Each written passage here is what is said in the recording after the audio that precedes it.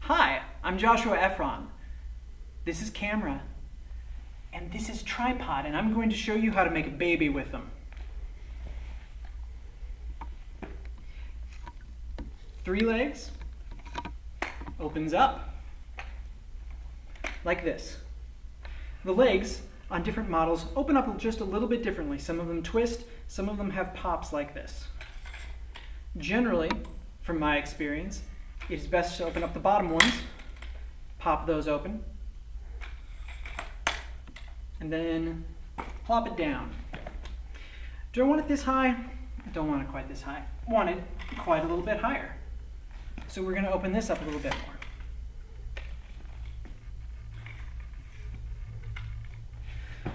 That's looking pretty good. All right, so camera time.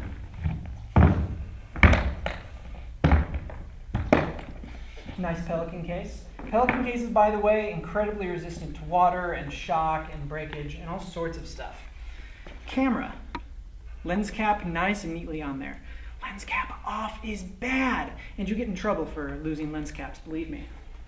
On the bottom of the camera, you have a quick release plate mount, or screw mount, or whatever it happens to be called, but we're going to put a quick release plate on it, and so that is what I'm going to call it. Come here. Come here. It's okay. Let's pretend I didn't open that up yet. Quick release plate, tightened on there so it can't jiggle. Undo it there. Boop, boop. And then, to make sure that the camera doesn't fall off, and I'll show you again later when the camera's actually on there, this red button, hold it in, and it releases the latch here so you can slide this thing off. What we then do, this screw here, the large one, into there. Oh yeah, the small one, by the way, goes into the small one, but I think you figured that out. We tighten this up really quick. Really quick, I say. Really quick, I say. Really quick, I say. Done. Take the front of the camera, point it towards the front of the tripod. Some of them are marked, by the way, which way the front is. If they are not, you just need to know. Slides in like that. When it does, this pops back out. And as you can see, that latch keeps the tripod from falling off completely. The thing that's nice about that is that if you're ridiculous with this, don't do this by the way, if you're ridiculous with this, that prevents the tripod from actually falling off if you don't screw that back in, if you don't tighten this. But we're going to tighten it because we don't really want to risk that. We now have multiple safety things here.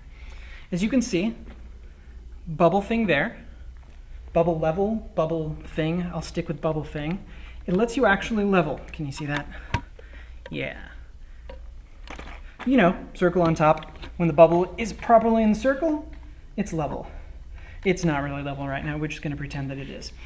All right, so pretending that this thing is level, I decide that I want it to be a little bit higher. Now, the thing is this. I have 2 options of how I can raise the camera up a little bit because I want to get the camera up, you know, right above nose level. I can raise the legs because I've left a little bit of room to extend in the legs, or I can raise from this. The thing is this. Generally, and there's always exceptions to everything, generally you want to extend the legs all the way up first. The reason for that is because the legs are always going to, generally, offer you more support than raising this up from the center is. So, we'll raise this up the rest of the way just to be as secure as we can. And then, I should show you that too. All right, now that we've got this up, we're going to look at these on the actual head of the tripod. What these are for is tightening and loosening the different parts of the tripod. This here, as you loosen it and screw it back in, controls the yaw. No, the pitch. No, it's not an airplane anyway. It makes it so it doesn't tilt forward and back, or it makes it a little bit harder to tilt forward and back. Because the fact is, if you're doing something live, like say, some sort of event video, like a play or a TV show or anything like that, you want to be able to have good free range of motion, but you don't want everything to be too loose. This one over here does something. What does that one do? That one locks it side to side, doesn't it? Yeah, that one locks it side to side. I totally knew that. So this one locks it side to side. I'm not going to actually screw it down all the way. And this one locks it the other way. That one locks that on there, remember? I'm still not happy with how high this is. The camera is nice and secure. The legs are nice and secure. But the fact is I really need to get a little bit higher. So what I'm going to do, twist here, push up, and tighten there. Please make sure this is tight, nice and tight. As you can see, the more you go up, the less support you have here. So once you start going up like this is less secure in some way than the legs, which is why we rose up on the legs first. This is looking pretty good. I want a little bit more freedom to move up and down so I can follow the people on stage. So I'm going to turn that. As you can see now, it's moving nice and smoothly. We don't want to go for there's too much resistance, so it just flops over. That's feeling nice and good. Okay, so tripod is set up, camera is set up. I'm ready to go, except for the fact that they just canceled the shoot. Because it's on fire. The entire shoot is on fire, so take it all back down. You know what? Let's go ahead and clamp this stuff down to be safe first. Make sure this is all tight so we don't get any accidental tips. Lower that back down just so it's easier to work with the camera itself. Now, what I'm going to do before I fold anything up or do anything ridiculous here is take the camera off so it is out of the way of ridiculousness. Please make sure, hold it here. As soon as there's any sort of looseness, you want to be holding the camera. Press that in so I can slide that out. Otherwise, again, that would be stuck in there. Fortunately, slide that out. Now that this is free, remember to take this off.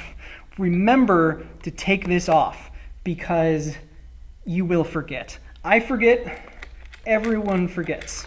Except for this time because I've got a camera watching me. So I'm not going to forget. We'll just leave it there for the moment. Don't really need to tighten that. Put the camera away. Different cases are, of course, always going to store differently. Sometimes it takes a while to figure out how it actually goes in there. Lens cap is back on, by the way.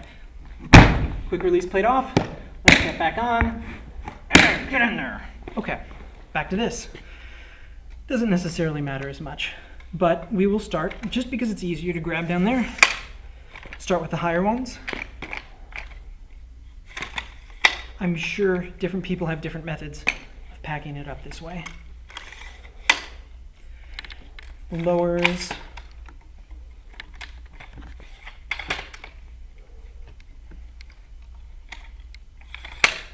Everything nice and folded in. Okay, now tighten that back up. Just to be safe, it's a good idea with tripod heads to leave them a little bit loose because you don't want in storage or in transportation these things to be grinding by being locked in too much and forced to move. So you want there to be some freedom here. The last thing with tripods is that some different tripods are going to have different cases you put them in. Sometimes you fold this back up like this. Sometimes you take this whole arm off and put it somewhere else for storage. But considering that we don't appear to have anywhere to put it other than leaving it in this great wide void space, I'm just going to leave it here. Yeah. Oh, remember to take the quick release plate off and put the lens cap back on.